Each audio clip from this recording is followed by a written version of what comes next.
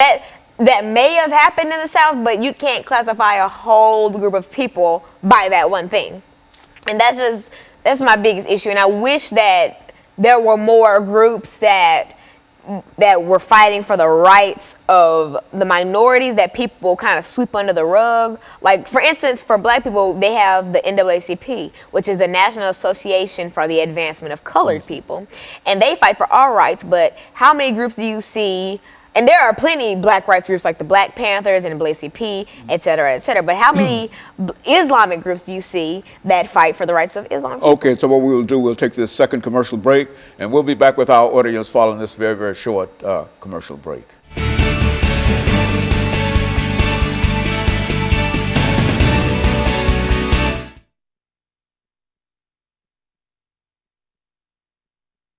The impact there. In my own world. Like I told you about the airport incident. It's crazy. We were all going through, I was coming back from D.C. because I was with the Junior National Young Leaders Conference. Okay, well, let's say, we say that all groups deserve civil rights, 13th, 14th, 15th Amendments. That's the right to vote, the right to... Citizenship, right. They're citizens, and they have the right to vote. And they have the 13th, 14th, and the 15th. And the 13th Amendment is freed slavery, and the 14th Amendment citizenship. Abolished slavery, gave us the right to vote and the right to citizenship. That's right, and so everybody deserves that. Work around in there and talk about that. Some of the things that make us all alike, in spite of what religion or what situation we might find ourselves in. So 13 slavery, 14 vote. Yeah, and the 14 citizenship. Okay, 15 so slavery, citizen, vote. Yeah, and put much information on the importance of voting too, because we're in a voting season and whatever, and et cetera. Don't let Donald Trump. Huh? Yeah, okay. You know, just that's what I'm, talk about, the basic constitutional rights that people have. The 13th Amendment black folks had because they were slaves. In the 14th Amendment, they became citizens, and the 15th Amendment allowed them the right to vote. And now, when we talk about voting, this is where it's needed. People like people in your situation. And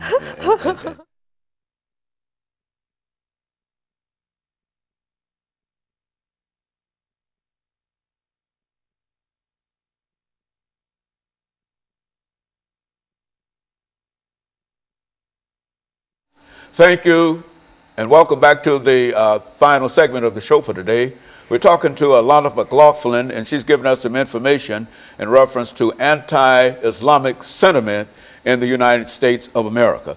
Now, Alana, you've covered quite a bit of information during the first and second segment. Let's give you the opportunity during the final segment to deal with some of the other aspects of this anti-Islamic sentiment. All right, and so if you're just tuning in the second segment, I talked about one personal experience that I saw anti-Semitism. Sentiment, oh my God. Sentiment going on towards a man who was carrying a Quran. He had on a traditional dress from some country.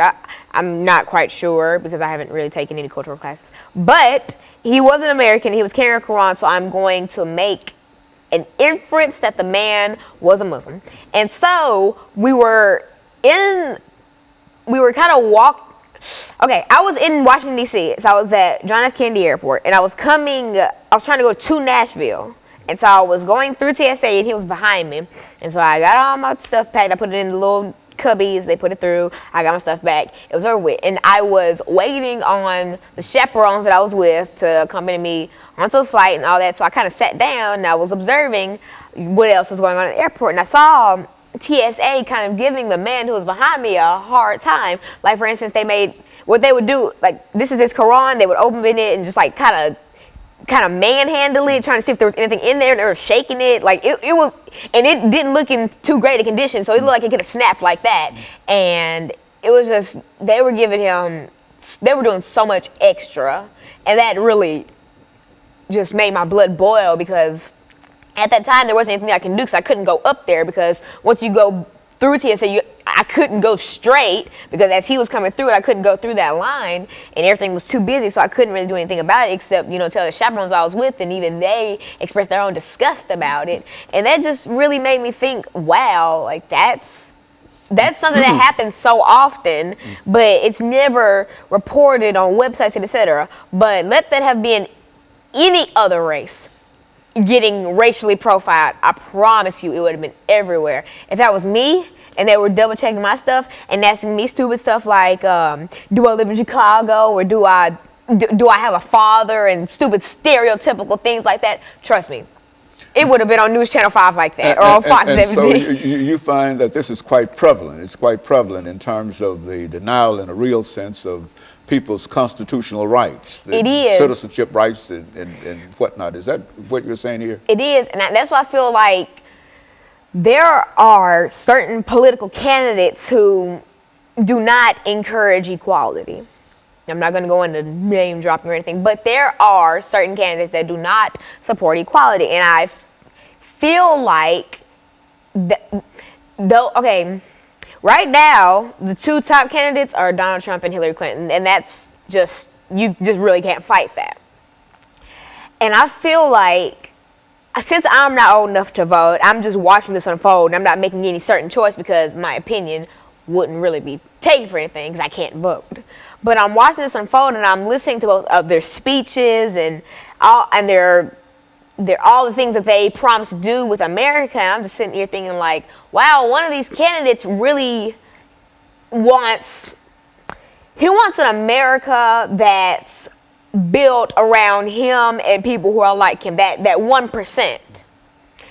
And I don't feel like you could really be a president if you don't think about other people, because running a country, you have to put others before yourself. You have millions of people who are looking up to you, who are abiding by your rules, and if you exclude them from some of the things, A, that's not right, and B, that's dangerous. Lana, in your category and your age group, I know you're not old enough to vote yet, but do you find that there's any kind of sentiment in reference to what is going on from a social level, from a religious level, among the people that you meet every day? I mean, is there any recognition? I see so many sentiment, not even just Islamic.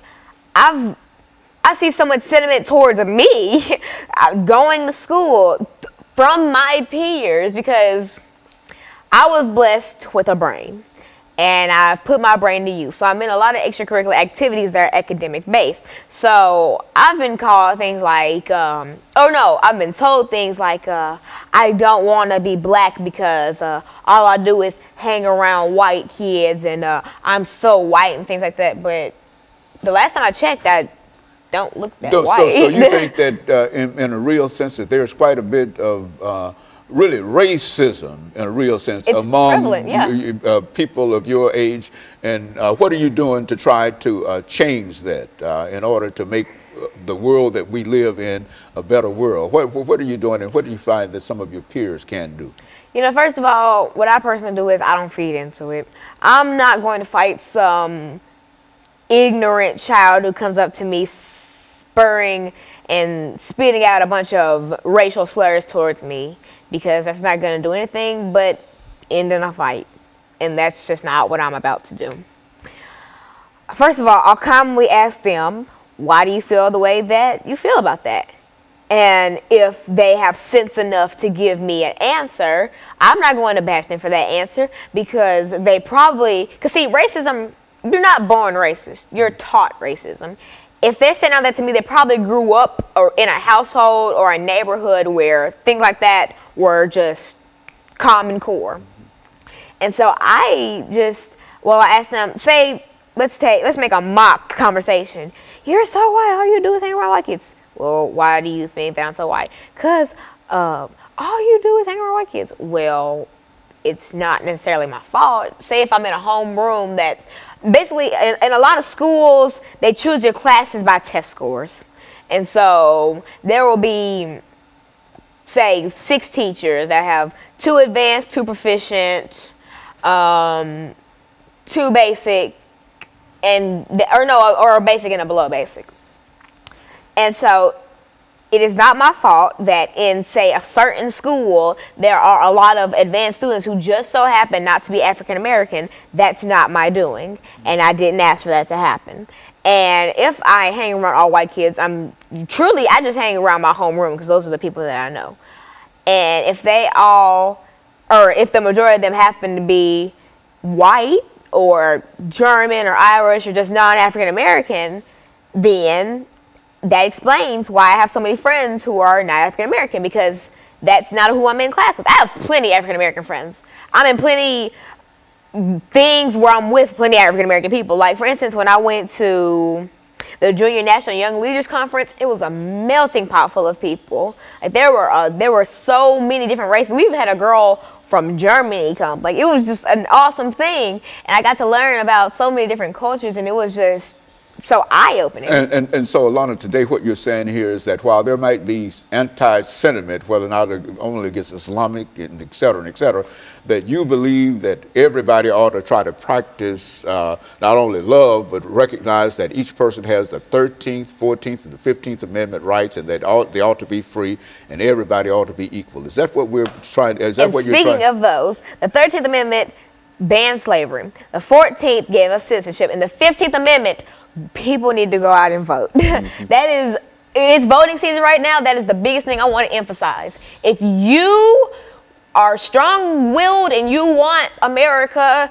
to see the light of day, go out and vote. Because, please, I hate when people say, I'm not going to vote, but it'll be the main one sitting around mad when the candidate they didn't want to win ends up winning. You could have prevented that just by voting. So I encourage everybody to go out and vote. I would if I could. And so I'm just really trying to get my peers to go out and vote, because I have a lot of friends who can vote and things like that. So I'm